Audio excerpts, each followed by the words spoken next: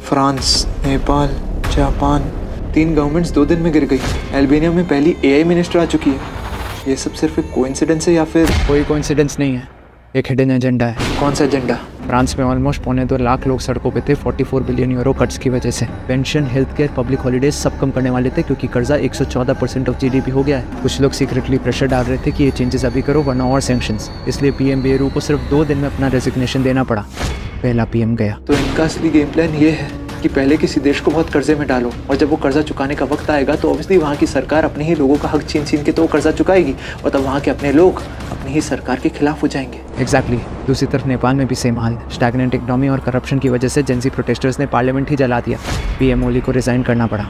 दूसरा पीएम गया। और जापान, वो तो सबसे स्टेबल था ना। जापान का हाल तो और भी खराब। उनका कर्जा 250 से 250% जीडीपी पे पहुंच गया। पॉलिटिकल प्रेशर की वजह से वहाँ के पीएम शिबा ने भी रिजाइन दिया। तीसरा पीएम गया। लेकिन ये इतना कर्जा जापान जैसा सेंसिबल देश क्यों लेगा? शायद लिया नहीं, दिलवाया गया।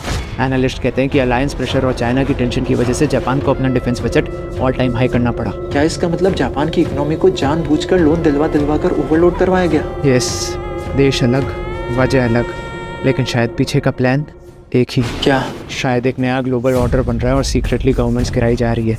ऐसा लगता है जैसे एक नई दुनिया आने वाली है। सूडान, ग्रीस, इटली, इन सब कंट्रीज़ में भी डेट टू जीडीपी रेशियो बहुत बढ़ चुका है। आगे आगे देखो इन कंट्रीज़ में क्या होता है। लेकिन इसके पीछे हो कौन सकता है?